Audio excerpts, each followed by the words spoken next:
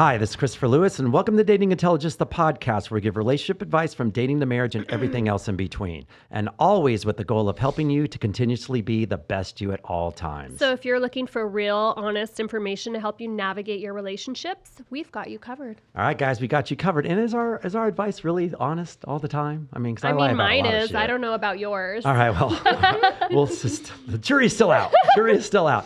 All right, guys. I mean, you could be scheming over there. I'm always stewing and thinking about plotting something. I'm a straight shooter. So. Yeah, but I'm always plotting the way to mess you up to keep plotting and making it fun. That's the whole point of this whole show. You're scaring me. It's October.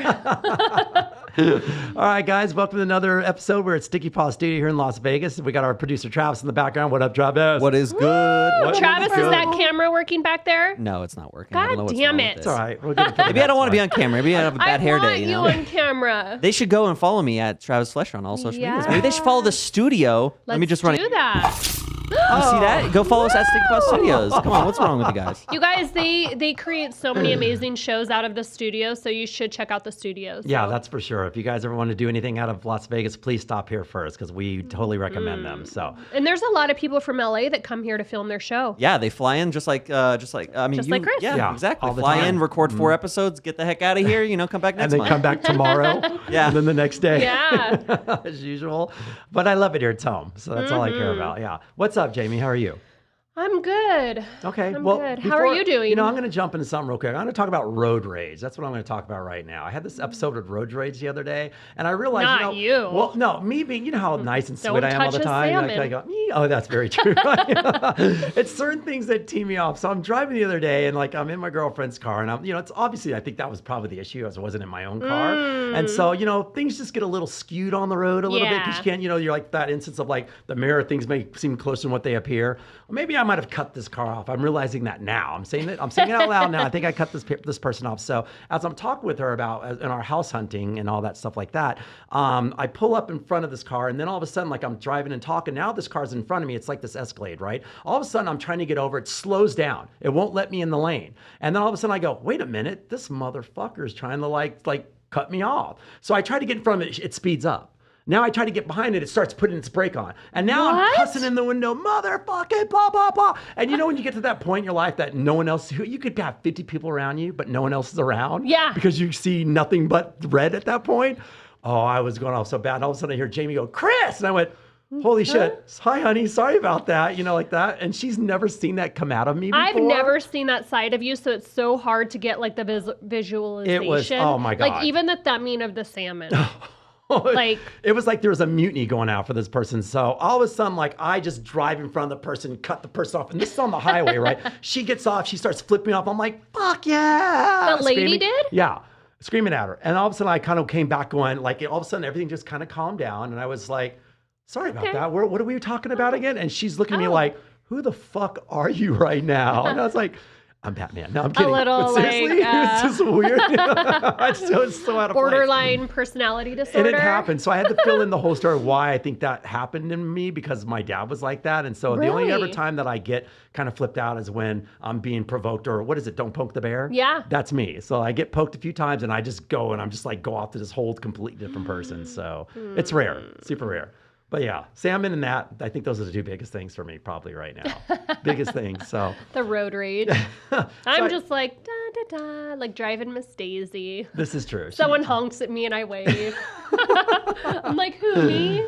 Sometimes we're driving, I'm like, remember today we're at Coffee Bean, I go, Jamie, there's like 3 cars deep. She's on her phone, just texting. I'm like, you don't want to say as a passenger going, hey, can you move up, please? Because people are waiting for mine. I'm like, Jamie, time to maybe move up. She's like, oh, sorry. Shoot. But there's still a car in front of me, so it's not like I'm going to get that much further. This is true. This is very true. So I hate it when people honk, and I'm like, you're not going to get anywhere. Just wait. Right. I was just feeling bad for the people behind me. I think that's probably my issue on that, though. I shouldn't feel bad. But you're right. We weren't going to be able to get stay in your lane as the backseat driver and let me fucking handle it. I'm just grateful you picked me up. That's all I'm grateful for. So, all right. Except for last night, I did not. It's okay. I was happy to do it. I was really happy to do it. I was just happy just to be here and just to lay down. I was exhausted. So, but we're going to get into our guests today. We have some amazing guests on today, and one of them is someone who is near and dear to my heart.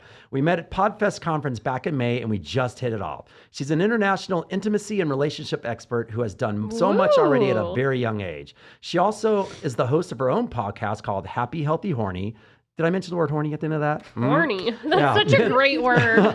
And Jamie, let me tell you that she definitely fits into our category of being a boss bitch. Please welcome Jayna Swan to the show. Hi, honey. hi. Thank you so much for having me. How do very you welcome. feel about being called a boss bitch? Oh, I love it. That's You empowering. do. as It's fuck. right. Yeah? Yeah. I mean, I always get nervous with the bitch part. Well- I don't know if I want to be a boss bitch. I think it just fits in. And no, I mean, I think bitch coming out of my mouth, it's just like, it's not derogatory. It's just kind of like fun. Like, I think we asked a question like one episode ago and I was like, that bitch. And I went, oh crap. And I had to Uh-oh. almost check this on, but I go, no, I owned it. That Yeah. fucking da-da-da needs to do this. And so I own that. But yes, you are a boss bitch and we're happy to have you here, honey. How are you? Yes, I'm doing so good. I've had the most phenomenal last week. We got to hang out a little Yes, bit.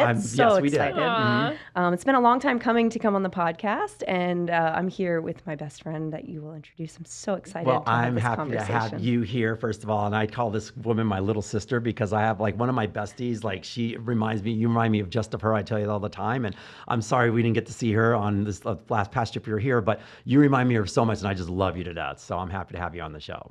So, all right. And we're going to get to introduce your friend now. It's our second guest knows how to get the best out of you, especially when you seek out the worst in yourself. All in the name of pleasure, geez. right? I'm just saying, in the name of pleasure, sometimes what is it? Pleasure and pain go together, right? So she's a dominatrix, specialized in humiliation, edging, cuckolding, and pegging. Oh. Now someone's paying attention. Please welcome paying attention. Goddess Pleasure to the show. Hi, Goddess. How are you? I'm doing very well. How are you? Well, thank you for coming on the show. Thank I you. know you're going to have a lot to offer on this conversation today as well. And once again, the whole pegging situation, I knew I would Jesus, catch someone stop off. saying that. I see. Pegging. I told you, I just catch someone off. We're going to peg our way through this whole Oh episode. my God. What? We know. Help, Just gonna Travis, help. bend over and No. just take it through. Oh, No. see that? Oh, this is going to be a great show today, guys. All right, you got to watch Study too because Jamie is out. Hi, Travis. Can you get so Jamie hiding beneath uncomfortable. the? She's hiding beneath. What's wrong with pegging? Yeah, right. Do you know what it is? Yeah, of course I do.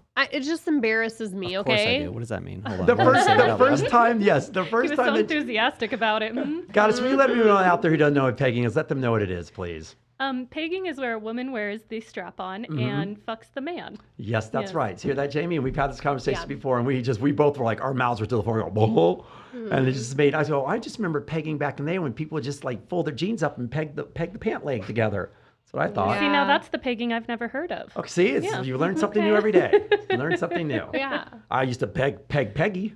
So sorry, that's maybe a little off topic, but I'm just saying, Peg and Peggy. I used to What date a is- Peggy. Wow. I kind of use that term. do people name their kids that anymore? Peggy? I don't know. Peggy or pegging? Oh, I thought you said you used to peg Peggy. And I just like saying pegging around. You're out about Did now. you It's a lot have of a fun. girlfriend named Peggy? I dated. She was my girlfriend. We just pegged. I mean, not peg. I mean, I was just pegging Peggy. Sorry about that. Wait, what? Never mind, guys. Delete that. Travis, delete. I'm just saying. I used to say this Peggy. I was pegging Peggy, as in, that was the term. But now I'm you so go. fucking confused. I'm so confused. I'm confused now myself. Holy shit. Wait, did Peggy peg you? Stop that. No, don't confuse me now. I never dated Peggy. Peggy and I were just having a good time. All right, I'm going to leave it at that. All right. Hi, Jayna. Help me out of this one. So anyways, honey, how's your trip going? I just snorted. This took a bad turn. All right. Like Miss Piggy. For the record, people, I've never been pegged by Peggy. I was just pegging Peggy, okay? Forget it. Maybe All you right. were missing out. You were the active shooter in that Thank you situation. very much. right? I If would Peggy guess. is listening, please call in Oh, Peggy. God, please don't have her call in. Slide in my DM. I had to really, Peggy doesn't know Surprise where I am. guest. I had to hide from Peggy for a long time, okay? I'm gonna have Peggy sitting in the waiting room in our next episode. Well, this is kind of on topic, guys, today. But anyways, so how are you ladies doing today? Fantastic. Goddess, I'm so we'll happy start to with have my you. best So friend you here. and so my when's the God. last time you guys saw each other, by the way? It was probably March. Okay. Earlier this year. All right. Yeah, I think April. Was it? April. And yeah. you've been in Las Vegas for how long now? 5 or 6 years. What? What is going on over there? I can't. I'm We sorry. see she's a spitter, not a swallower. No, I swallowed. By the way, I have to say, and I told him off air just now, I said, you know what? I go, the more deeper we go with this, the more we're catching Jamie off guard. She's going to be so... You're gonna make me feel so uncomfortable. She's going to get so like that we want her That's at that half level. the fun of being a dominatrix. Yeah. Oh my God. But you've been here for how long now in Vegas? About 5 or 6 years. Okay, and how did you get into the whole Dom thing, by the way? Funny enough, I actually had a customer reach out to me. I've always been in the sex industry, cam modeling, OnlyFans, those kinds of things. And someone reached out to me and was like, I think you'd be a great financial dominatrix. And at first I was like, hold the phone. Someone wants me to give them my money. And I was like, for them to get off? And I was so confused by it. I did some research and I was like, wow, this is very empowering. Right. And so I started to practice it a little bit and just, now I laugh all the time, mostly at teeny tiny little weenies. Okay. What? And I tell you, it's the only time I laugh like from my soul. And they probably, you do it in front of them as well, probably, don't you? They love it, don't they? They love it, yeah. Wow. Yeah. I'm so confused. What's happening? So they send dick pics? No. They send little shrimpy pics. And they You want... can't call that a dick, honey. It is. Wait, and this is what they were born with. These are customers. And they want you to shame them? Yes.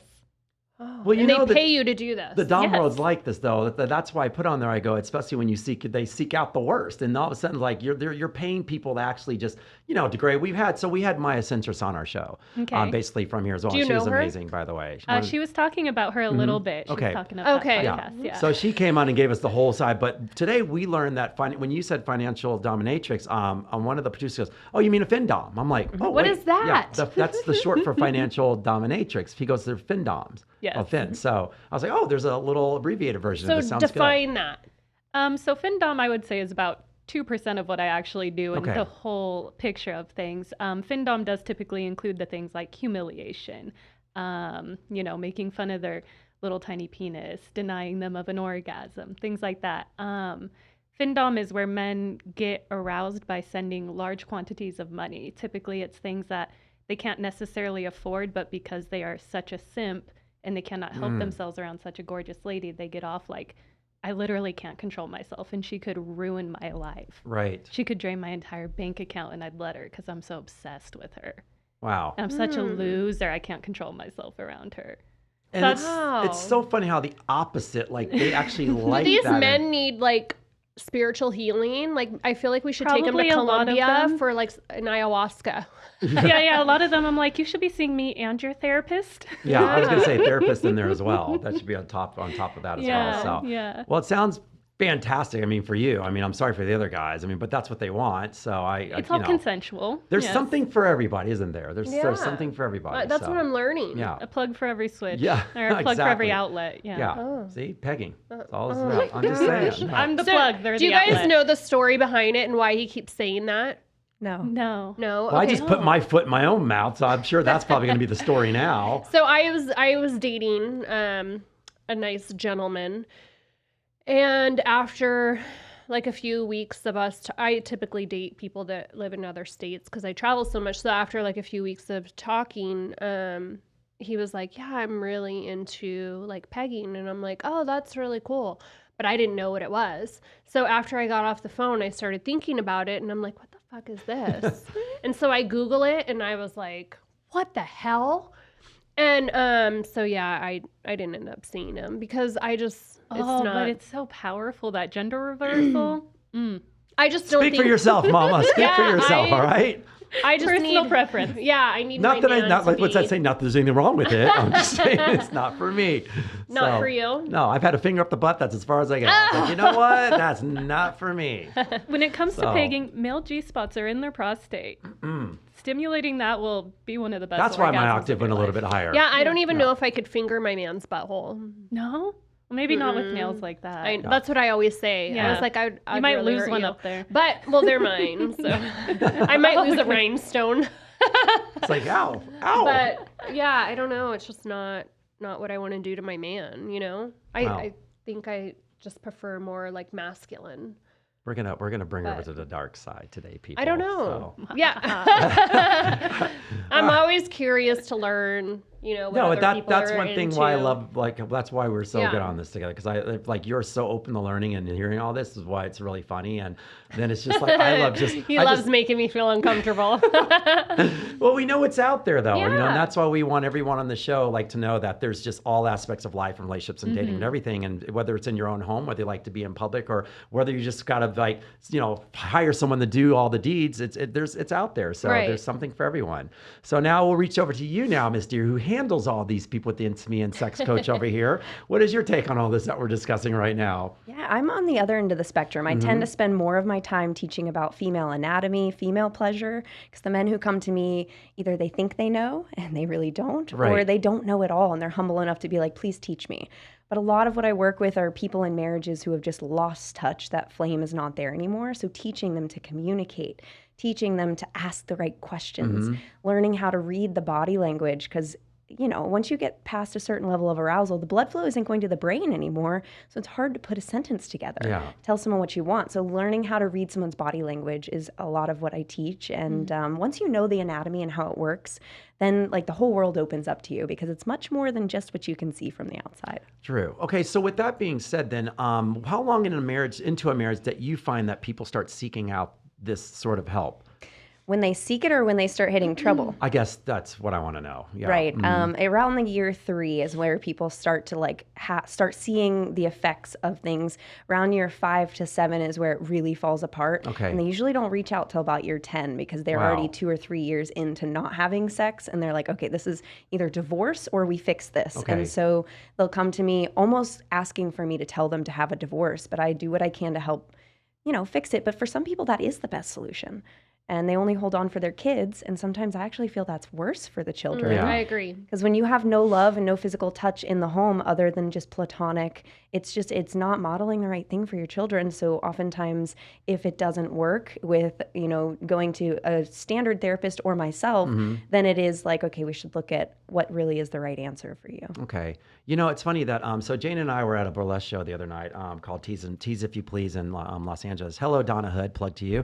But I feel like, and I observe everywhere I go now. Like, I just love watching couples and people. So I'm watching this couple in front of us, and actually I ended up sitting next to him when you moved down and sat next to us like that. And so I'm sitting next to them.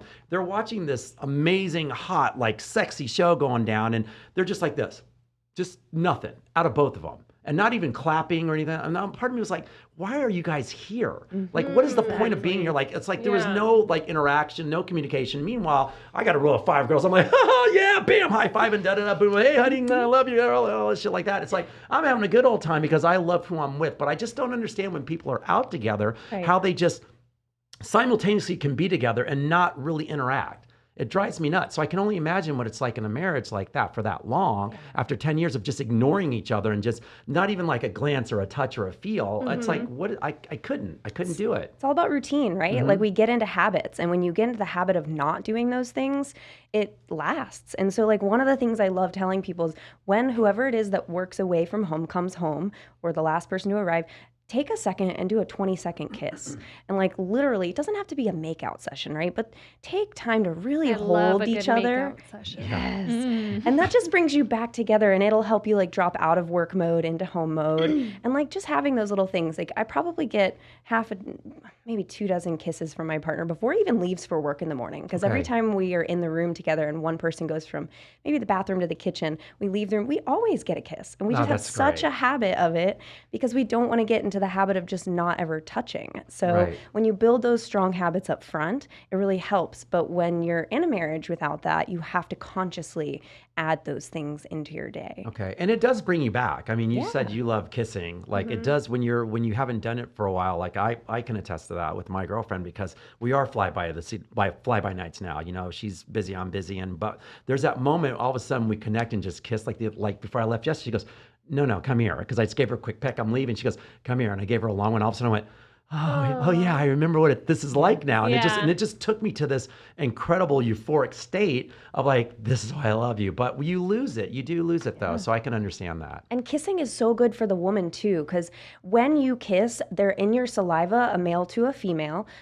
your testosterone transfers, and testosterone spikes the arousal in a woman. So if you want her to get turned on, That's why I'm so aggressive. yes, so you really want to have that kissing because it helps her, and a lot of people are orally turned on, orally activated. So it doesn't always have to be on the lips that you're Yeah. kissing, but Right, true. Yeah, I'm a neck kisser. I love kissing the neck. yes. You do? Certain I don't way. like it. I No, say like, I say a it. certain way though, because I know even like it's an exploration of the body, as we all know, to find that sort of thing. So I always kind of find the right spot by it's never like right on into it, but Yeah. I'll go in really slow, and then all of a sudden it's very jumped, and then when I feel like this, I go, there it is, right there. I'm good. I lock it in. Okay. All So right. he's like, I like when my That's a very man's like, I've sensitive had a area. bad day. I get so excited. I'm like, Uh-huh. oh, he's had a bad day. I can't fucking wait till he gets home.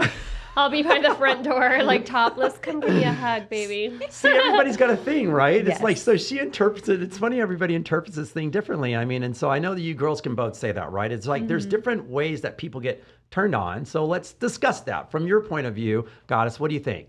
All the different ways of being turned on. I know, from your profession right now, it's a lot different, obviously, than. But my question is, off of that note, do they traditionally, most of the people that come to see you, are they turned on by other things except for the things that they want from you, that they can't ask their partner to do? By the way. Yes, most definitely. I think one of the things that would turn on most of my customers is that aspect of shame. Okay. Is they know that this isn't necessarily normal, but this is what turns me on, and I kind of want to explore that. And I know, typically out in the real world, or someone who I might meet would be disgusted by this, and it is that shame or that taboo side of it. Like, oh, I shouldn't admit this to anyone. And so I think it's kind of that secretive double life and Right. shame that they don't want to share with someone. Okay. that Do turns them you on. find, because we've asked our past, on an episode with the other guest, do you feel that if they are married or not, whatever it is, whatever the preference is, that they can go home and share this with their partner, or do they say, I can't do this with my partner? And do you usually suggest, hey, maybe you should try to talk to them? How does that part go? It really depends on the customer. A lot of them, they do have an agreement, with the wife, like, oh, this is something I need. The wife isn't able to provide it, and so they find it somewhere else. Okay. Sometimes I get, betas or cucks who are like, well, my wife told me to come do this because she wants to see it happen, by another powerful lady. Okay. Sometimes it's couples who their wife has cucked them, and it's like, well, I just want to talk about how she's out with another man right now. Got it. And so So, See, and I so sometimes appreciate it's the open, conversation sometimes like that, it's though. But I appreciate the, Yeah. the communication factor. So, and with off of that, Jayna, for you then, do you feel, from what she said then, when you have these couples that come to you that might want a little bit more and share a little bit more, how do you, I know you're the go-between, the mediator for that. So how does that work? Yeah. I mean, communication is everything. And a lot of people find it really hard to open up, even if you've not had sex for a few months, to say, I just want to sit and cuddle with you. I want to connect. I want to touch. I want to kiss.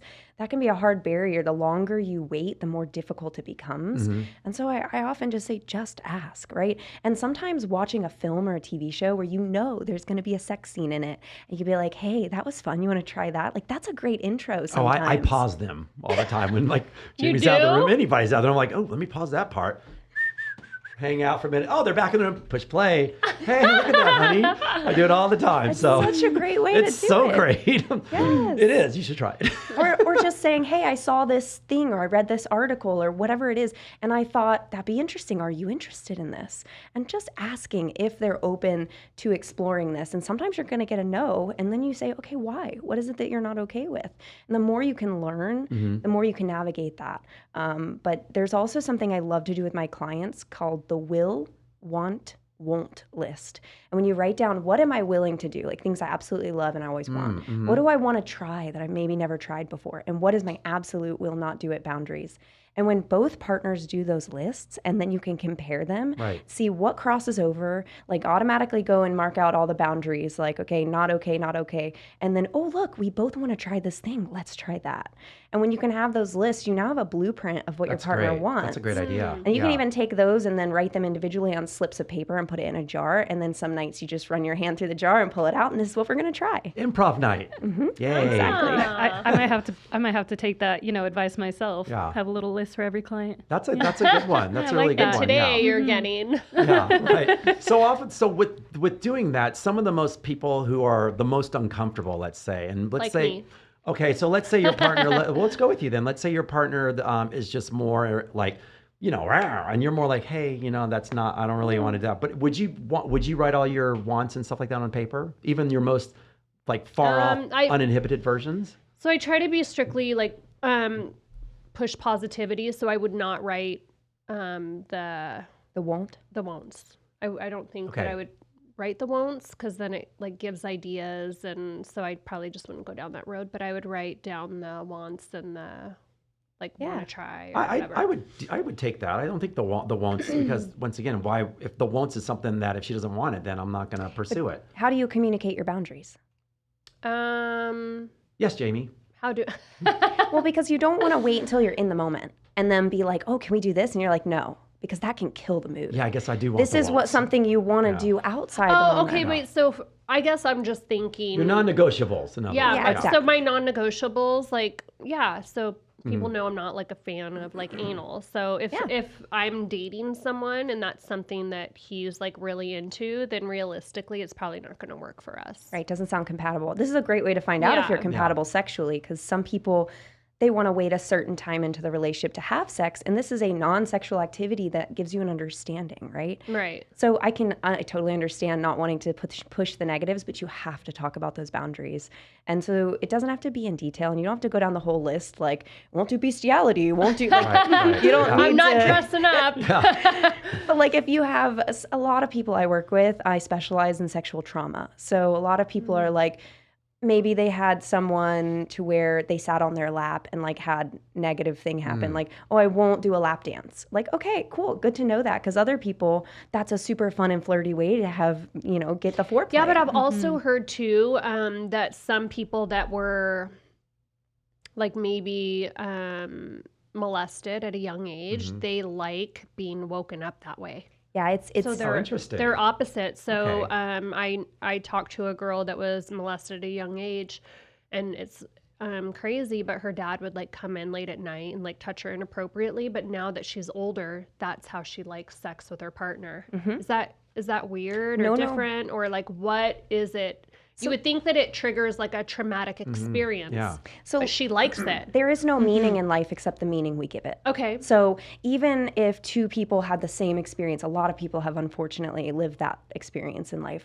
And we either do one of the two different spectrums, like either we absolutely hate that and it triggers us in a negative way, or Right. that is the only way we get aroused now. So again, that's what this list and these different activities are for. I also love to do something called the boundaries map. So I have like these forms I can send people with. It's basically a little stick figure that you have there. So there's a pleasure map and a boundaries map. Boundaries is easy because most of us know where we don't like to be touched. For myself, I don't like my feet touched. So I would take a big red marker and put it all over my feet. So Mine's my partner, shoulders. Really? So, What do you it's mean? Like I get creeped out. You Like, don't want your I don't like back Jamie- rubs. I don't like Oh. massage. Like I'm just like "Mara, get off me. Like What? It's just the thing. Like it's just it's So just- this is where that comes in handy because you never know. And sometimes a partner you used to have would have loved their shoulders rubbed. And then you get with this partner, you don't want to do that and trigger them. So there's also the pleasure map, which this one's much more fun. You have one partner lay on a bed and get blindfolded. The other partner gets to take one hand and lightly caress them. They will ask first, may I touch your, or I'm going to touch your. And then as you're moving, you're lightly caressing or maybe a little firmer pressure. The second hand of that person is on the paper writing 1 through 10, right? Oh, wow. So 1 being don't like this or 10. And so the laying down partner while blindfolded only gets to say out the number of what they're feeling. Don't you already know though? Like when you're saying this, I already know that I like my entire body touched. But that's over And experience I want and my time, butt though. rubbed. But that's but I'm that's with you. also I with like booty experience, rubs. though. That's the whole point, though. Yeah, a But lot of women sometimes- don't know their yeah. body. They haven't explored. They don't know. And so this is the first time that they get to go, oh my gosh, the middle of my elbow, like, oh, that feels so good. I didn't know behind my knees felt good or my neck.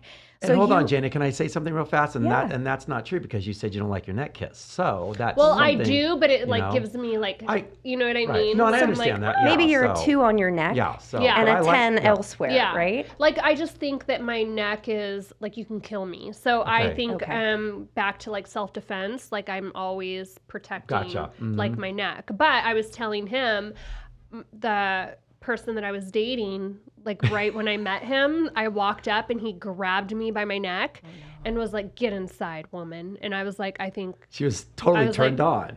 oh my God, Yeah. this is my guy. Like It's- I think my panties are I feel wet. like sometimes that's energy, though. Would you guys say that's energy, though? We were talking about this earlier about Maybe energy and because just different if someone else circumstances. that I Yes, wasn't like Mm-hmm. so attracted to grabbed my neck, I'd be like, get the hell out of Right. here with that shit. Right. And timing. It's always about the timing. I mean, I don't so. know. Well, whatever it was, I It fucking worked. loved it. Energy, environment, trust. You have to So- trust them, Yeah. especially So is for it that. so is it just like a finger or a hand rub? Like how what are you doing per It se? could be to- like a flick. No, Yeah, I mean, I usually you just want to do that all day. I know it. I usually say caressing and Not light touches. caressing. The Yeah. reason is if you take your hand and rub on your arm, you feel one sensation. If you touch even lighter, it almost intensifies. So it's a great We're way. all tickling ourselves. It's a great way to really find out what you like. And then at the end of this, oh my gosh. I'm just I kidding. love her. So at the end of this, you have this map where you've got all these numbers written down, and then you can take colors, like everything from like blue to like hot red and everything in between, and you can color it in. So you have like a heat map of your partner. My chart would look so shitty. I'd be so turned on doing that. They like scribble. Two. Is it two? She'd go, what is I'm that? wondering how they have think one that's hand a- over here and Yeah, writing right, with Yeah. the right? 'Cause other. I'd be like scribbling. Oh my god, I'm so turned on can't. right now. This is amazing. Oh my So, God. so I don't know how much that works for me, Jayna, but I will probably. I'll Can take we your have word Siri for it. taking notes? You know? Right. Hey Siri, make that a 10. Yeah. Or maybe do it without the notes in the moment and come and then go immediately back, yeah. afterwards. You have a sketch artist over there. Look at the professional sketch artist doing shit. One day I'll have an app where you can just like drag your fingers, something easier. That'd be Like, great. There you go. No, I like that though. I'm gonna actually try that. I think that's pretty brilliant. and so. it's also fun to just have the trust of being able to be blindfolded and then really just getting to know your partner's Yeah. body. Watching, do they get goosebumps? Does the hair stand up? Do they arch their back a little? Are they breathing faster? Like those are all cues, Okay. right? Things to look for. Right. So you don't necessarily need it to be this on paper. Okay, so off of that then, continuing, you can answer this, goddess, as well. How do you know, like, when, for instance, like I was watching a show on, I forgot what series it was, but they were talking about this, and the woman went from, like, let's say she had a kid, like a kid or whatever, a box, whatever, and they went from a feather, then a little bit harder, then with like these. So how much do you use, how much do you know when to pull out the heavy equipment, let's just say? Like, you know what, like, stop laughing at the goddess. I meant to say, like, in first, you know what I mean? It's like, okay, so we use a finger, now I'm gonna use the knife. I'm like, how's that feel? But, there's different things that people like, because even the lightest touch might not be enough, but then that sharp object might be the perfect amount of it. Maybe he likes hot wax. Right. So how do you Yes. know when to get to that point? So who wants to answer that one? Again, you start with conversation. You Okay. talk about it. Oh, okay. Oh, yeah, that hands thing. down. 100% Yeah. I go that communicate. thing. This Okay. thing works for more than oral pleasure. This is Yeah. true. I like. Okay. Okay. Yeah. Okay. All right. All right. I mean- that got him. Yeah, I communicate really well, and I do communicate everything like that too. But I just for people out there. Well, the other thing to think about too is sometimes we could hear it or even see the device that is wanting to be used and be like, hell no, you're not touching me with Yeah. that. But then it's like, I always tell everybody, try things 2 to 3 times. The reason being is we don't just want to try something once, because sometimes if your environment is wrong or the person you're with is wrong or for whatever reason Yeah. you're not in the right headspace, you could have had a negative reaction the first time, but give it a try with a new partner in a new environment. Really get super aroused before trying something new. Okay. Because if you're cold and trying something new, it's just going to be really weird. Right. But like sometimes you don't know, something that looks like it's going to be prickly might actually not feel that way. You might be referring to love, sex, and goop. I know. That was it. Yes, There you thank go. you for thank you for What? that. Yeah, What that is was this? it. It's Such a on good show. Oh Netflix. my gosh. Yeah, it's like a series of different with these couples. Yep. And you want to explain to her what it is? So real Love, fast? Sex, and Goop is a show where it's a series of different sex educators with different modalities of teaching. And they take these different couples, every different genders, every, races, all sorts of different things. And they walk them through these different things to help bring their marriages and relationships closer. And one of those was a woman who sat down with a couple, and like the husband, you could tell, was like, no, like Yeah. he was like, I don't want to have anything to do with this.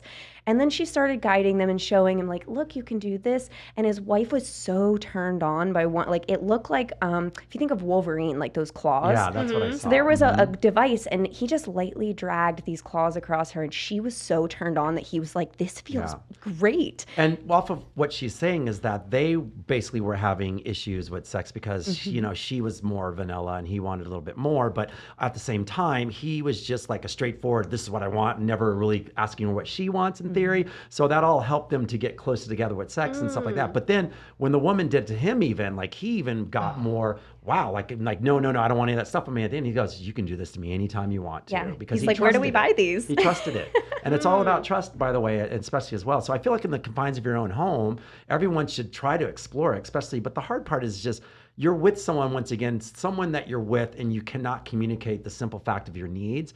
That just always bothers me. Well, if you can't talk about sex, you shouldn't be having it. That's so simple. Like if you cannot talk about what you want with your partner, do not do it in the bedroom. Yeah, well, what about the people that really don't know what they want? Find an expert. And Yeah. like myself, like Goddess, like the other women that were displayed on this show, like find an expert and do something like this. But We're first of more all, than be happy. open to asking your partner, can we seek someone out? That's Yeah. the first thing. And that's what people are So afraid someone of. that's like good at this, like yourself, when you first start dating someone, when do you hop into these questions Immediately. and tools? Immediately. You mean Like, you don't- like the first date, You pull out you're the like, big do you guns like on the anal? first date? I have quite a few times that I have, it used to be just a small bag. It is much bigger at this point. So give us an example, like walk us through what that looks like. I've seen her closet. So I pretty was amazing. Our bedroom is basically like a 50 Shades of Grey room. We have a whole wall where, like, the peg walls you would put tools on in a garage. Well, I have all my tools, all my toys hung up on there. But this is an experience before the partner I'm currently with. But there was a guy, it was first night being with him, and I like had my bag of fun with me. I just threw it on the bed. I was like, what can you do with that? It's like had handcuffs, some rope, some other little fun things in there. And he was just like stared at me like freaking out. I was like, okay, you're not the right partner for me then, because I need someone who's adventurous, who's gonna like try these things. And even the man I've been with for the last 8 years, he didn't start out as adventurous as he currently is, but Right. he learned to love it. He had no idea Right. he liked this stuff Yeah. till he started to get into it. I enjoy, with the right partner in the right environment, being in bondage. And just him exploring that, he really found I love rigging up, because he's got an engineer brain, and he gets super turned on by like putting things together. And so I can sometimes from the other room hear the chains in the room. I'm like, oh, here he goes, and I get great. excited. Interesting. I like that. I am anchored to the noise of those chains, so he almost sometimes goes and just rattles them. So I'll be doing dishes or something. I'm like, let me wrap this up. I'm gonna go in the room, and like that's how my arousal starts. And like everyone's got their own blueprint for arousal, right? But if you can add one thing to that, because we had discussed this when you showed me your room on Zoom that one time, that even the lighting, tell them about the lighting. When you're not in the mood, there's certain lighting that you guys put on and things like that. Tell her about that. Here, I'll walk through my blueprint for arousal. So my very first thing is that I need to go in the room and I'll lay out all the toys that I want to use that time. Then I go to the door and I lock it. For me, locking the door makes me feel really safe, and I need that. If it's just open, I feel weird. So then the next thing I do is change the lighting, like Chris is talking about. You can get some simple LEDs, but I turn all the lights down in either red, dark purples. Those kind of anchor me in. Then I turn on some music, and we have a big mirror and a stripper pole in our room, because God bless, you gotta have one of those, right? And so I just Thank start you, to God. I start to dance, and I start to do my own little strip tease. And it's not for him, even though he gets to watch and enjoy, right? it's for me Mm-hmm. because this is me getting into my own body and like really feeling good. So I start to dance, I start to caress myself, and then I'm feeling good. And I'll lay down on the bed and then I start using some of my clitoral toys, and then I start using some of my other toys to get myself worked up. I have quite a few, maybe a dozen orgasms before he even jumps on the bed, and then he'll join. And then for a while it's just him like light hand on the thigh or this and that. And then we're probably about 30 minutes in at this point. I'm raving, I'm like ready to go, and then he joins the party. And for him, it's really fun because he gets to voyeur, he gets to like Yeah. watch and like Right. enjoy watching me just enjoy Which I don't care what any myself. guy says. We all love that, by the way. Like everyone But loves is this that. the process every time? Yep. So after like 10 years, is it still hot? 8 years? Yeah, absolutely, and it just gets better and better and better because we learn more about ourselves. So Yeah. you don't know my story yet. So I've had 7 surgeries on my vulva in the last 10 years. So I have a lot of scar tissue. So I have to have this warm up. There is no quickie. There is no version of let's just jump in the bedroom, get it done and go. Like I need this. And so it's taken us 8 years for me to formulate this. And this is a lot of what I get to work on with my female clients is really helping find what works for them. Because this might not work for them. Yeah. It might be needing to be thrown up against the wall by their neck, by their partner they trust and love, or having that dirty talk or sexting all day long before he gets home or whatever it is. Sometimes it's maybe having the dishes done because if you're thinking constantly the dishes need to be done in the back of your mind, you can't Yeah. get into it, right? So everybody's arousal is a little different, but just remember ambiance is everything. So lighting, music, turning the temperature of the room up a little bit because if you're warm, you're more likely to be turned on. But if you're cold, especially, you don't want to get naked and be like shivering, one right? does, Yeah. It's no good. That's what I always said. It's Yeah. fucking cold in here. Those movies are a lie. You're getting not to 90s. Because I'm bundling up. Or just wear some socks, and then the socks will keep you mostly warm because, women are 20% more likely to orgasm if they have socks on their feet because it What? keeps them warm. Really? I'm Interesting. gonna try that. I'm telling you, I that's told the her I would do the knee highs, but there's no way I'm wearing like my gym socks during sex. Like that's just not gonna happen. Right. Stockings You'll make it look sexy. Is what you're Exactly, saying. yeah. So Give me why some did you knee-high. have all these surgeries? So I had something called a Bartholin gland cyst, and it kept reoccurring. Essentially, it's also called the greater vestibular bulb. When we get aroused and we start to secrete a little bit of that moisture, that's this gland. We have one on the left and the right. And so it started to inflame. Over the last 10 years, I've learned what the patterns are when they happen. So it's poor nutrition, too much dairy and sugar in my diet, not enough hydration, not moving enough, which all slows the liquids in our body and thickens the mucus. So those liquids were just getting blocked and creating a cyst. I also had a lot of sexual trauma I had not healed. And it wasn't until I fully healed that trauma that they stopped occurring. Because Trauma emotionally or physically? physical and emotional and mental and all of it. Okay. But I truly believe that when we have these negative experiences, these emotions get stuck in your body I and can agree. cause Yeah. disease. Yes. So since it was sexual trauma, it was stuck in my sexual organs. For a lot of people, it shows up as PCOS. They either get these cysts, Which is? polycystic ovarian syndrome, Okay. to where they have a hard time getting pregnant, and infertility is a unfortunate side effect of a lot of these things. So, a lot of people go to doctors, they get on pills, they do all these other things, and I'm just like, I just like to share with them, like it might be sexual trauma, and they light up behind their eyes because they're like, I have that, and I'm like, okay, let's either find a therapist or this or that, and So like it's just a sense of just letting go. Yeah. Then, Yeah. right? you have to be willing to forgive them. And it's as hard as that is for someone who's still in the victim mentality to do, the only way to become a survivor is to really forgive that person. And I did everything from, therapy, also like deeper stuff, mental and emotional release. I've also done sweat lodges and gone to Costa Rica for ayahuasca. And ayahuasca was the final thing that helped me really, really let it go. Right. Because you're only hurting yourself. It's like drinking poison. It's like forgiveness. You just, it's not for them. It's for you. Because if you can fully forgive and like a lot of times putting yourself in their shoes. In my case, I have multiple people who have abused me over the time, but the main one, if I really sit back, like he had Crohn's, he was always in pain. He had been beaten by his own father. So like hurt people hurt people.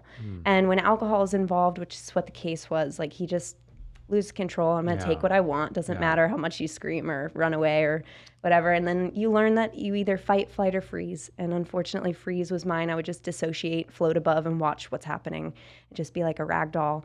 So it's like we have conversations and people are like, well, why didn't you just leave? Why didn't you call the cops? Well, yes, but in the pressure of that moment, your body says, let me make you safe. Whatever Right. just take it. Just lay here and let it happen. It'll be over. You'll be fine. Because if the you fight, alternatives are going to be a lot worse, or Correct. they could be worse. You never yeah, know. But, in my situation, I knew there was a gun within 2 feet. And I was like, okay, I'm just going to lay here. Like, you don't know how violent these people can become if they don't get what they want, especially when they're that drunk. So it's like, this is something that my superpower a lot of times is being able to hold space for people who have had extreme trauma. Because you got to be able to not cry. You got to be able to not show it. And of course, the next day or later on, I'll go out and ground, do my things to let that energy go. But you didn't in that time, or did you? no, did this you know has how? been an evolution. It's taken me a long That's time. why I was saying, once again, as far as you go, like when I met her, I was just like, wow, like, you are just, for your age and your wisdom, where you're eons above most, and it's you're a special woman, and it's just like you're amazing. So I know that all that you take, you've taken it and you've learned. What do they say? Take the worst and make it positive, and you've done that quite well. Yeah. So kudos Turn to your you on that. adversity into your advantage, right? Right. So for women that have trouble having multiple orgasms, how can you help in that area? Yeah, I love talking to women about this because I always tell them you are not a man. You are capable of more, honey. Yeah. And so one thing to explain to them is like, what is the process? What am I going to feel? Because a lot of times we get to like the precipice right before a really good full body orgasm, and our body naturally wants to push away. And so we almost feel like we're pushing our partner away. And a lot of times people think, oh no, this is pain, no good. It's like, no, push through that. Oh, I'm allow like, yourself go to for it, surrender. keep going, and I'm like, yes. no, I'm going in, honey. And it's like, allow yourself in that moment, take a deep breath, let go. Because once you get over that hump, that's when the full body orgasms happen. And then I always tell them, don't you dare stop at 1. You don't stop until you get to 12 or more, because that's when the full body starts getting in there. And the Holy Grail. I've had about 2.5-minute orgasms before, and it's, What? he's like, are you alive? I'm like, oh yeah, I'm living. That's crazy. That's the Holy Grail. Yeah, it's crazy that some people know their body to that extent, and then other women can't even have one. Yeah, but So- it's like, I mean, you just have to be so in tune with that, though. That's I the think thing. it's a though. mental. It is, but that's what I mean. 100%. You have to be in tune, because you have to let go of everything and just be in that like euphoric state of just like, I'm just gonna just let it go. Yeah. And we never know, So, what's your take on that, Goddess, from your point of view? With like once again, I'm gonna go more for people who come to you. Do they actually finish and get off? Is that the whole goal for them? People who come to me? Yes. Mhm. Oh, no, hardly ever. Okay. Mm-hmm. Okay. So I know for me personally as well, I actually sometimes enjoy feeling turned on more than I enjoy orgasming. And so for me, one thing that I love to practice is sexual transmutation, where I'll build that energy and then I'll take that with me where I go. I love to do it before a workout. Okay. This is one of the best times to do it. You'll have a fantastic workout. When I'm blocked creatively, I like to, masturbate a little bit, but I do not like to finish. Okay. For a lot of my customers, the denial and not being in control of their orgasm is what gets them off. Yeah. Okay. And And then it's not my body. It's not my choice. You Right. decide for me. Okay. Yeah. Okay. So for them then, with the denial that you give them, how do you know most of your good ones when they're at that point, in theory? Yes. So a lot of it does, again, come down to communication, because when Okay. it's all over the phone, you can't necessarily read the body That's language true. as well. Yeah. And so a lot of them, they do have to speak up and, tell me. And so it's knowing what kind of questions to ask, like, hey, how are you feeling today? And a lot of my customers, I do just ask that. I'm like, hey, are we feeling more in denial? Are we feeling like, we want to be teased, tortured? Like, how Yeah. are we feeling today? What's on the menu today? Exactly, Yeah. because while I am a dominatrix and I tend to, set the scene, what's very important to me is making sure it's all consensual, and in a dom sub relationship, I want them to trust me and I want them to know they're safe with me, because then they're willing to push their own boundaries even more. Gotcha. So that's what I love about those kind of relationships is you can't just push someone, and then tell them like, you're just going to do whatever I say. You make them want to do whatever you say. Okay. So that's what I love about those kind of Right. relationships. And at that point, they're like, I don't deserve to come, you know? You're so right. And most of these men, like, they kind of already know what they like. And so they'll come to you and be like, this is what I like. Or when I get a new customer, I always ask them, like, what's your number one sexual fantasy? What's something you've always wanted to explore? And that helps open up the door for like, oh, well, how much farther this. do you take them? Even like, you know, like it's like, once again, it's that thing where I love your field of work, by the way. I think it's fascinating. Thank you. The people come to you who have something in mind that they want, but they don't even know the full spectrum of what there really is that they need to do. So when they come to you and say, well, this is what I want, and then you just take to a whole nother level, I'm sure it's surprising for them and probably quite scary for them as well. Yes. So how do you let them know and explore on that side of things when someone come in and say, hey, you know, this is what I want, goddess. I know what I want. I want this, and this. And you're probably like, that's not even half of what I'm going to get you. You know what I mean? In theory. So, well, I'll ask. I'll be like, hey, have you ever thought about trying this? This is something I'm really into.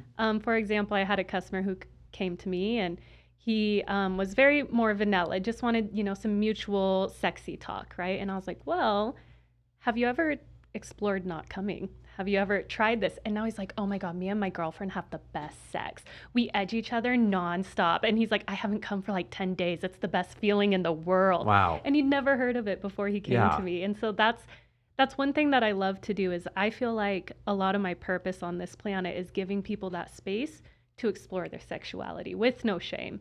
Unless, you know, shame is your kink. Right. Then, okay, you know, I can call you weird. Okay. All right. Okay. So then off of that, so what is your everyday life like then? You know, dating, what are you in right now? Solo dating? How's everything for you? So I'm single right now. Okay. My goal is I would like someone to create content with. And so this is, you know, again, how she says, like, I put it all on the table. That's where I'm at. If you can't be okay with what I do for a living, and not only that, if you don't want to participate in it, that's going to be very hard for me because a lot of the content I create, you need another partner there. Okay, I see what you're saying. And so either you have to be okay with that, you have to be willing to do something like that with me. So that's where I go to look, you know, right now, the toys, they get the job done. We need to create a toy, Jamie, for our date intelligence toy. Tell me what kind of man can suck you and fuck you at the same time because my womanizer duo point. can. Wow. Yeah. Yeah. Good point. So. Yeah, we need a toy. Like we need to create our We need own to toy. create I a don't toy. use toys. I mean, not for us, for like our world out there. Our world. I mean, yeah, we can definitely dive into that. Okay. That would be a Jayna question there, for sure. This is something she's explored a lot. Yeah. Okay. Yeah, actually, Tom and I. Why don't you We're gonna- create a toy? I would Yeah, love to, but cut me out we're of gonna this get. No, I'm just deal, saying, like a please. company where it's Like, like that's not this side of the table. I'll We're gonna use get a it. company. We're gonna have our own names on a toy. Is what No, I'm saying. you have your name on a Okay, fucking I'll have toy. my I name don't on a know if I toy. want my name on a toy. Please call make me one called Lord, Ginger Squirrel, my Lord. please. I would be called my Lord. That's all I have to say. So, Yeah, my partner and I have actually thought about creating toys because we're so passionate about it. We have probably tens of thousands of You dollars should worth of create a toys. toy then. We actually have all the silicone, the models. We've made a couple clay models, Oh, which is wow. where you start, Yeah. and then you make a silicone mold, and then that mold is reused over and over to make the silicone toys. So Okay. we have looked into the densities, how to make them properly. Like we are connoisseurs of toys. I need them. Yeah. And so we want to learn to create them because it's such a big market and it's one of the only products there are no returns. You cannot return a sex toy. So all See, you have why to we do need is one. really good marketing because if you can get the toy to sell, then, and most companies just make them and put them out there on these websites with hundreds of thousands of options, right? So if you just can, influencer marketing or whatever it is to market it, that's all you have to focus on because there's no chargebacks, there's no returns. We're gonna get someone to sponsor us. We still need a sex toy. It's perfect fit. That's where we're at, right? It's a perfect fit. So, all right. So, girls, we're gonna jump into our episode topic. I know we've already been talking, but this just all segues into everything. So, today's episode, guys, it's called "What's Your Sex Language?" How do you think you identify in the bedroom? So I had to ask all of us to take a test. Did you get to do yours, honey? No. Oh, Did you send it to me? Yes, take yours right now while we discuss this. So we're going to talk about, let me start with you, I'm in Jayna, timeout. basically. I'll be back. Well, and, basically, so there's different sex languages that people identify with, which there are probably, how many would you say they're out there, like real official ones that both you may know about? Like one person had like 14 on a quiz, someone had 11, someone with 5. So how many can we identify within the sex in the bedroom? Right. I mean, just like you said, there's a range. I don't think there's any official number. Okay. But I'd say there's probably between 5 and 10 that are solid ones. It just depends on how much you branch those out and get individual.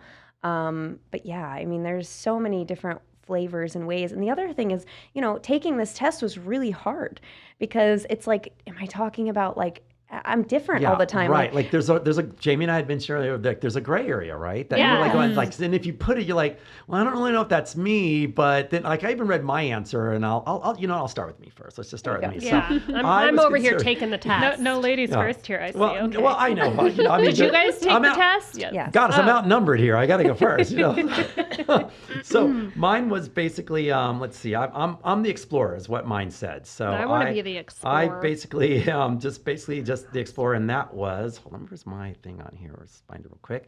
Crap. Sorry, guys. Okay, so explore. Oh my gosh, am I going to be 5? Anyways, I'm going to read off the sheet here. So the explorer was, where are we right now? Sorry, taking up this time with this stuff right there. Okay, well, maybe we will start with you, What are Goddess. you doing? I'm looking up all the I mean, I personalities. There's 11 screenshotted of mine, them. but my phone's over there, so I wouldn't be able to read it off to you. So there's 11 of them, like we said, and so here's mine. I'm the explorer. So this says you're all about novelty. You're curious about sex, and you love learning, experimenting, and trying new things. You like pushing yourself out of your comfort zone. You don't take sex too seriously, and you can laugh about it. Laugh about it if your explorations don't work out perfectly. So that's who I am, which is probably me to the T, except for a few skews here and there, like you said about that gray area. It was really funny because I got the romantic, and Okay. I would probably say I'm that 80% of the time, and the other 20, I'm the explorer. Okay. And so I was a little upset reading it. I was like, this is not a full, like, it's not a full picture of who I am. So you had, when you saw it, you had to think about it, and you just kind of just said, like, did you say like that? We talked about this on the drive over. There was one question that really got the two of us, and it was Yes. about boundaries. Okay. And it was like, you know, how important are boundaries to you? And I like really had to sit, and I'm like, well, if we're talking in general, boundaries are everything. That's why I push so much with Jamie on them, because they're so important. But then again, I'm already in a long-term relationship with someone I trust with everything. So we don't talk about boundaries very much anymore Okay. because we already know them. Exactly. So I wanted to hit the other button about like exploring and you know, pushing my boundaries, because I do push my boundaries with this partner. But in general, boundaries are so important, and I ended up choosing they're important to me because that's the message I always want to send out to people Of course. is that, you know, boundaries come first and foremost. But Right. when you're a decade into a relationship, you're allowed to push your boundaries a little bit. Right, with the safe word. Of course. Pineapple. Always. Pineapple. Oh, I keep it Kumquat. simple. Red, All right. yellow, green. All right, Simple. so the romantic now, if guys are out there listening to this, it's sex is all about connection for you. You want to experience real emotional intimacy with your partner while you're being physical. It's important for both you and your partner to feel present in the moment with each other. So this says sometimes you may like slower, more drawn out sex. I love yous during sex, or maybe eye contact. Yeah. Yeah. Lots of that. Yeah, I don't like all the I love you during sex. I just kind of like, because I feel like it's too cliche. I mean, I don't, you know what I mean? I love the hell out of my girlfriend, and I do. And it's just more, I do love eye contact, though. I think that's huge, because it's just really just, it's that, it is that total commitment and just that connection. So that I do. But the I love you things, I think for myself, I don't know about you. What do you think on that, Goddess, for you? It feels a little awkward to me. Yeah, Yeah. right. I prefer show me that you love me. Don't Okay. tell me. Right. Like, I don't even like saying it like after having sex, because like, once again, it's just like what people say after, I love you. It's Yeah, like, yeah. You know what I mean? It's almost like, why don't I just fall asleep in the process now and smoke a cigarette? You know, Yeah. it's like, it's not so cliche to me. I don't do it. So, because I feel like you said, it's more in the show me. Yeah. And the more the euphoric feeling after, and the pleasure that I give her, and vice versa. Yeah. That to me is love enough. It's like, so. if you did it right, trust me, I know you love me. You don't have to say it. That's the best way to say it, by the way. So what did you end up getting, by the way? Actually, kind of, I think you'll find it was an interesting one. I got the Guardian. Okay, so the Guardian now, for you, it's extremely important for sex to feel safe. You like feeling the foundation of security with your partner and with yourself. Your boundaries are important to you, as is enthusiastic consent.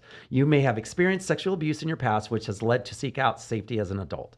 Does any of that hold true form as well? So that's why I thought it was so interesting is, you know, the Guardian, you think like, oh, this is a safe space. And with me, you know, things can get a little scary. But that is, I found that to be very true, because this is why I hold this space for people. I want it so much to be a safe space you Yeah. can come to. My sexual trauma stems a lot from I wasn't allowed to express myself sexually. There was some physical things that happened when I was a kid as well. And so for me, it's like I've always been this huge sexual person, and I was never allowed to express that in my home. Okay. I was sent to, you know, therapeutic boarding schools and things because I was so sexual, and something must be wrong with Right. me. And so I never, ever wanted anyone to have that shameful experience about their sex. And so I do feel like guardian fits me a lot because it's like, come here, my little sexual babies. Like, this is a safe space. You can be as weird as you freaking want here. Yeah, I find it You know, unfortunate just do it with someone who is consenting of it, for sure. I just find it a little, it's just unfortunate that people cannot, especially parents, when your kids growing up or whatever, they once again, it's like they felt the same feelings that all of us feel. It's just that, I mean, how did I come about if they didn't? Right, exactly. But I just hate the fact that they're denying themselves, which now makes them deny what you want out of it as well, because they're not being satisfied or feeling that, what is this weird feeling? And they try to suppress it. Yeah. You know, which really sucks. So does that happen a lot from your take on all these couples as well? Like, does anyone go, yes, hey, I feel like I want to be this way, but I'm suppressing this for this reason? Most people are suppressing things. Is it fear, or is it just they feel shameful, or what is it mainly? Society, a lot of times, like they don't want to be judged by people for the things they enjoy. And then they also haven't found the right partner to explore it with. Some people, they feel that innate like sexual drive and desire for more, but they've never had a partner to explore with, so they never tried. Okay. So they can't sit down and say, I like this, this, and this, because they don't know. But they have this innate feeling. And then I do believe that like educating children on sex is something that is a long-term vision for myself. And it's hard though, because parents aren't necessarily the right person to talk to their kids about this, because my girls don't like to talk to me about it. Exactly. Yeah, well, Which is ironic because Exactly. I was extremely open with my parents. So Okay. I was curious and I'd ask my dad all sorts But of you questions. also had a and hippie felt dad comfortable. though as well, though. It's different though. I mean, he was way more open, so I get that side of it though. But I mean, I still like print out things and send Share them, with them, like right? I did when they were growing up, because I knew that like some things were like uncomfortable for them. So, but I still wanted But that's to you being provide the amazing. That's why you're education. such an amazing mom like that, because like it's like even though you know verbally they're not going to want to hear it, you at least still hand them stuff that they will look at. Yeah, you for know? sure. So- Yeah, I just leave it on their bed, like, hey, Like and a little then- manual? Yeah, like, well, not like a manual, but just, you know, different like tidbits here and there just so they knew. And then I try and bring it up. And then, you know, it's all timing. So sometimes they're open to receiving and then Yeah. other times they shut down. So it's just kind of a timing thing. Right. But I don't want to not talk about it. So that's why I chose just to leave little tidbits. Yeah. Like a So- part of me wished that my mom, because you know I grew up in a single mom home, and I wish that my mom actually there were moments where I wish she would always ask me questions and stuff, because I just wanted to be like, how would I respond to that if she asked, you know, as a Yeah. kid. But I always thought I about ask that a all lot. the questions. When And they you were get younger, you mean to your like kids? even to the girls now. Gotcha, mhm. I'm like, so blah blah blah, and they'll be like, oh, it's so gross. Yeah. Why are you saying Right. that? And I'm like, and I Okay. just laugh at them, and I'm See, like, I was taught if you French kiss someone, they're sucking out your brains and it's going to make you dumb. who told you Yeah, that? see, My that's father, the shit right there. I don't like that. Yeah. No, Yeah. like that makes Yeah. you so scared, you know? And we were in church and we had to sign a contract, you know, saying like A I would morality? never French kiss someone because that might get me too turned on and I'd want to disgrace God. I may be tempted Right. to, you know, become a whore. It's a fear thing. I don't like it. I'm Yeah. not, But also, I'm not once on again, board That's why I with won't that. ever do that to anyone else. But also, ever. what I don't agree is the fact that, you know, he's probably like, you know, like munching down whatever your dad was doing at the time. He's probably having a great old time. But then to say that to you, it's like I don't like that reverse psychology negativity stuff. You know, Yeah. it's not positive. It's nothing good that's going to come out of it, except for, you know, just either someone rebelling or just really feeling shameful about their own bodies, and Yes. that's just not right for Yeah. people. Yeah. So. Yeah.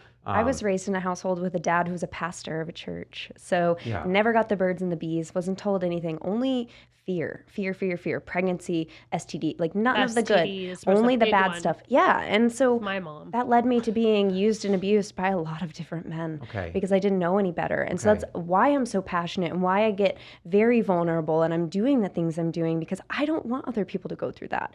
And I also know that a lot of kids don't want to talk to their parents and or the parents don't want to talk to the kids.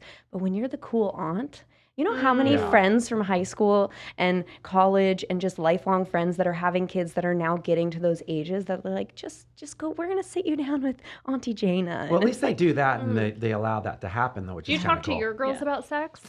You know, I just, I not yet, but I do play around with like, you know, hints of certain fun things. Like I'm not afraid to do it. I was just thinking that's a good question when you said what yours about the girls. I was like, but you're with girls and you can do that. I'm like, but I'm a guy, a dad talking to my daughters. And I go, how do I spin that, but I think about that all the time, by the way. I think Yeah. about ways of how, when that time comes, all I know is the only thing that I can say to them and that I feel confident to say, if you ever need anything, I'm always here for you. No matter what you do, I'm always here for you. And I will never judge you. I will never judge because we all explore. Yeah. We all get into trouble. We all do this. And so if you always know that you can always talk to me. Car rides are the best because they can't run away. Yeah, Oh you my say that gosh. too. That's right. Yeah, so I'm She's right about serious. that. Like when we do, like when I would take my kids to cheer or whatever their extracurricular activities, it's like no radio. It's time for talk. And then you have like conversations about the day or bring up something like that. And Yeah. then there's nowhere That for them makes to me go. laugh because you've always said that. I love Yeah. that, by the way. That's very smart, by the way. She's right about that. Or bedtime. I feel yeah, like but bedtime, I feel they can hide under their covers and then you're losing them. But bedtime is like a time when they're winding down, and I feel like they're going to be the most open. You know what I mean? They've had a long day, they're relaxed, they feel safe, they're in their bed. So bedtime is always like a key moment, and then the car rides. yeah. In my opinion, what I found. Car rides is nice too because you can look straight ahead and they don't feel like they have to make eye Yes. contact during an Yeah. awkward moment for them. That's a good one. And Right. it's so important to tell your kids that they're safe and they can say anything, because usually it's those parents who like put that shame around it and put that fear around it, that those are the kids that end up going out and getting pregnant young, getting STDs young. But when they know, there's no like taboo around this. There's nothing, like when you keep telling them how don't do this, don't do this, don't do this, and you don't say why, Yeah. they're like, well, let me go explore it. Let me try it out. But when you're so open and you're like, yeah, you can come to me about anything, they're less likely to actually go out and do those things. It's less taboo. That's why. Yeah. So, They don't need to explore No. it on their own because they can ask the questions about it. Right. And then Right. sometimes I'm just direct. Like we'd be driving and out of nowhere I'd be like, so are you still a virgin? yeah. She'd be like, Mom, what? And I'm like, are you? Just wondering, But right? This is why I love Jamie as my co-host, because like there's guests here and sometimes she was like, "Bam," I'm like, "Damn!" I was like, I wasn't even gonna go there, and she just I'm like, "Oh yeah." I love that for you. What did you get for your sex language, by the way? Oh, guess. Oh shoot! By the way, guys, we are here with Jayna and Gotta Say on our show. I'm going to read you guys. There's 11 on this one here, and there's 11. So that's why I was saying there's like a range. And the 11, there's one called the Decompressor, the Explorer, the Fair Trader, the Giver, the Guardian, the Passion Pursuer, the Pleasure Seeker, the Prioritizer, the Romantic, the Spiritualist, and I believe the Thrill Seeker. So What do you think I got? Spiritualist or Pleasure giver? seeker. Wait, don't say it. Wait, which one? Which one, guys? I'm thinking giver, or Okay. what? It was one of the later ones you There's read. Thrill Seeker, the Spiritualist. Spiritualist. She ain't the Yeah, romantic, either that's for giver. damn sure. I feel like I should have got the Okay, spiritualist. what do you say? maybe. I thought you pleasure seeker. Okay, so hold on. Okay. So the Giver, and what was the other one you said? The spiritualist. Okay, and you say what? Pleasure seeker. See, I feel like she's the I'm gonna say. I'll say the Giver. I'll say the Giver, and really? I'll also say the Fair Trader. The She fair said if you Yeah. have a hard Yeah. day, I'm gonna come home to someone topless and giving me a hug. That That's sounds a like giver. a giver to me. Right. All right. You guys, I don't know if I agree with what I got. Okay. Okay. Who are you then? I got Okay. the guardian like her. Oh wow. Welcome Yeah. to the club. His face. Shay, show my face right now. Oh, why? I don't know about that. That's BS. That you are Like you not smell the something guardian. stinky. Something's amiss. It was only 10 So- questions, though, As really. fucking so. Scooby would say, Shaggy, Yeah. zoinks! That is not you, girl. Okay, so what do you think you are then? I don't know, because I'd have to like really read them all. Okay. But I feel like the questions, like you said, there were a lot of gray areas. I'm like, ooh, I don't want to pick one or the other. I'm Okay. kind of like in between. Well, let's ask the experts though. So you said the which one? Pleasure seeker. And you said either the spiritualist or the giver. The giver, yeah. See, I'm along the lines. That's why I picked fair trader, because I picked the middle ground, because that's a Yeah. balance between both. So I figured I'll say fair trader because it Okay. exemplifies what they're saying. Yeah. And me knowing you. I feel like I'm constantly like learning and evolving like sexually, so it definitely is dependent on the partner Yeah. and the space that I'm in. 100%. So Right. like I got married when I was 18 and I was married for 10 years and I was Math is not mathing for me. Oh. So yeah, I met my husband when I was 17. We got married when I was 18. And then we were together for like 10, 11 years. And during that time, I was, you know, like my whole 20s are spent with that same person, had my kids. And people would always ask me, don't you get bored having sex with the same guy? And it's because my friends are in their 20s and they're wild and out living life. And I'm like, no, it's so amazing. And like you said, I was like, every year it just gets better and better and better. So I was so secure in such a good space during that time. See, I like being in tune like that. I think that is legitimate. Yeah, I though, feel for like sure. I didn't get bored. I was always satisfied, Yeah. and no one else caught my attention. So I worked with a lot of, you know, bigger names back in the day, like hot guys, but I was always excited to come home to my husband. Right. So no matter what they had or what, they're like, hey, we're going here. Like, it just didn't sound fun. I was excited to Yeah. go home. Right. So That's Yeah, so that's- rare too. As my partner tells people all the time how excited, "Hey, I just want to go home. I want to get off Yeah. early." And they're like, "Who are you? Who does that?" and he's then like, especially like that long, like after you've been with someone for Yeah. so many years. Yeah. So I know that it's definitely possible. I just haven't connected with the right person. takes since then. conscious Right. effort. You have to continuously talk. You have to continuously do stuff. Like we have times where we drift off. We've had a close death in the family recently, and grieving is never a time when you're turned Yeah. on. Yeah. Although there are things to consider too. There's something in a really great book by Emily Nagoski called Come As You Are. She talks about the accelerators and the brakes. And so everybody has something different. Some people get stressed out and it accelerates them. They want to have sex or get off because that's their release. Oh, wow. Other people get stressed out and it's their brakes. They're like, don't touch me. I just need to be quiet. So it's like really figuring out, it's another activity to do with your partner. What is their accelerators and what are their brakes? Because when you can know that, then you already know, oh, this is a stressful time. I'm not going to push it because all you're Right. going to get is rejection. Or they're stressed out. I'm going to make more effort to be there. So again, the more you can get to know your partner, which is why I don't think it gets stale. It only gets stale for those who stop exploring their partner. Right. And just assuming the Well, then, assumptions. and then it's like hard because you date and then you hang out with someone for like 6 months, a year, and then I'm like, this isn't like a fit for me. Right. Which is So, okay, but that's yeah. we all go through that though. You know, it's just like almost saying that when you had sex with someone for a while and all of a sudden you're like, now you're broken up and now there's a new person. It's always going to be different and different explorations and things. So Yeah. I mean, I get that. And then when I thought it was like the best that it could ever be, then you meet someone and you're like, holy shit. Yeah, right. I've been missing out all Right, these yeah. years. Does that usually happen with that's I'm going to ask you this, by the way. That's a euphoric moment, obviously, but that's also a perfect storm of being with that right person, right moment. Because I feel like everyone that's new can sometimes probably take you to that. No, But I don't agree. I'm Because just right. someone that I was like completely like attracted to, Okay. sex was like, eh. Okay. And then someone that I wasn't, like for that entire like year and a half, we had like the best sex ever. Got so it. I think that we were sexually compatible, but the other things just didn't line Okay. up. And And then that's why I've it been didn't with last. people where the other things line up, but I'm not like super sexually compatible with them. We talk about the 3 C's a lot. So you need connection, compatibility, and chemistry.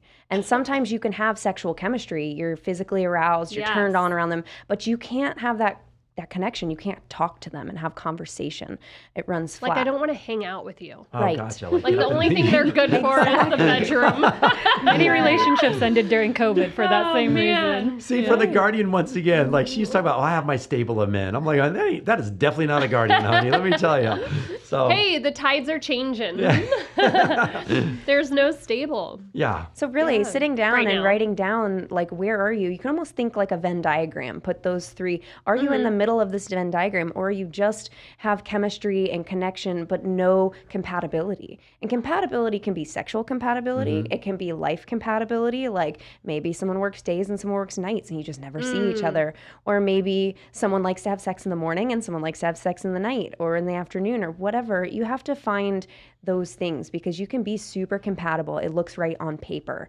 And then you can sit and have hours of conversation. But the moment you're in the bedroom, it just falls Yeah. flat It's because there's weird. no chemistry. Right. Yeah. Yeah. That's why you don't, it goes against a lot of what people say, but I actually don't recommend that people avoid sex before marriage. I say the same thing, and I've Yeah, I taught don't- my girls right. that. Yeah, you because a have lot of to. people say you have to wait till you get married. No. And I'm No. like, No, Yeah, but do no, not sign the but- dotted line. Can I No. ask something? but Is for that, kids that are virgins, because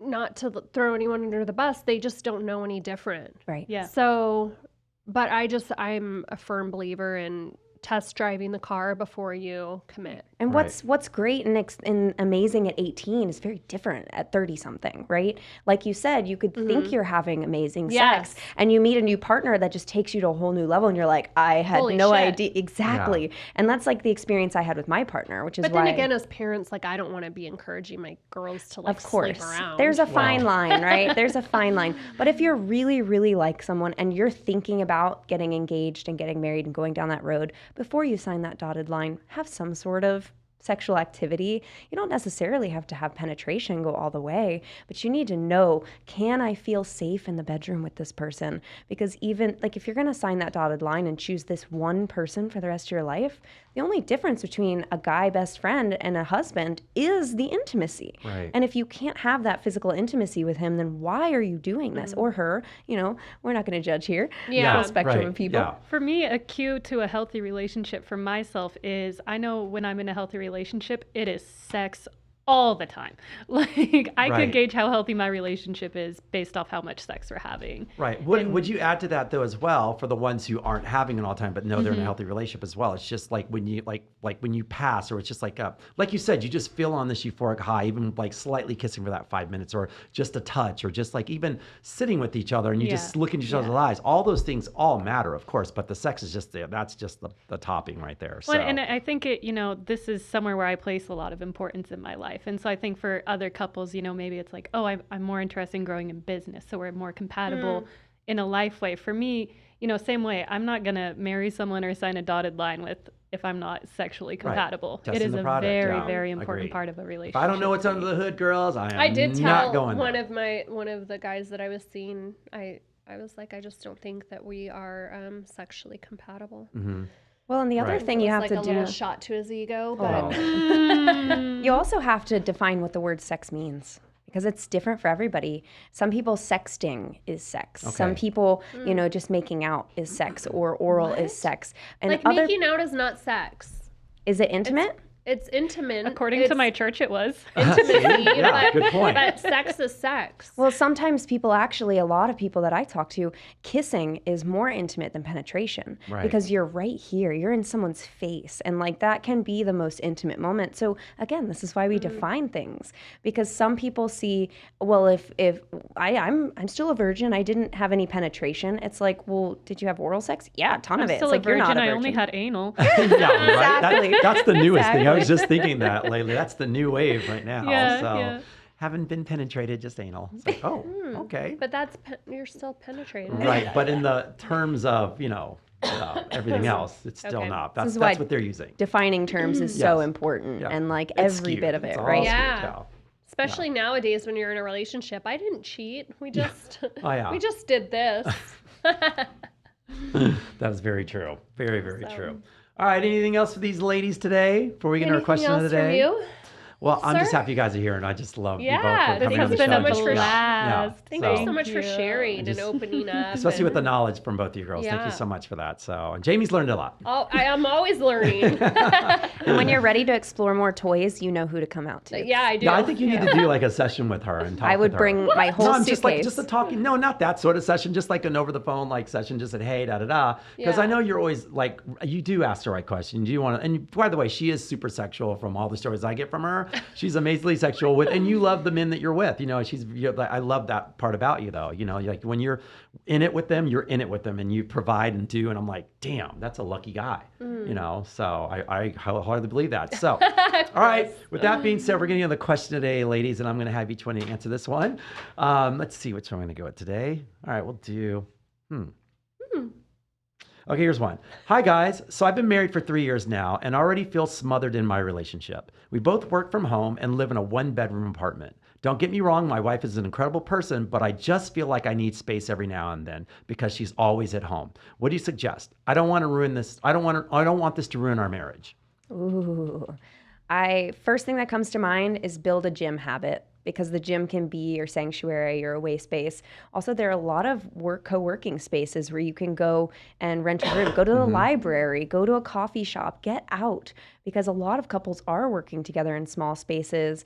And one of the things I usually talk to my couples that are moving in together is don't find a place that doesn't have 2 bathrooms. You each need your own designated bathroom because that's how you keep the spark alive, right? Because when you know all of their bathroom habits, it's not always, Right. Sexy. Okay, but let's talk about the ones who are like, for instance, live in New York, like, or course. like can't afford it. Let's just be real. It's like they have to find a way to share that space somehow. But I agree with you, gym stuff.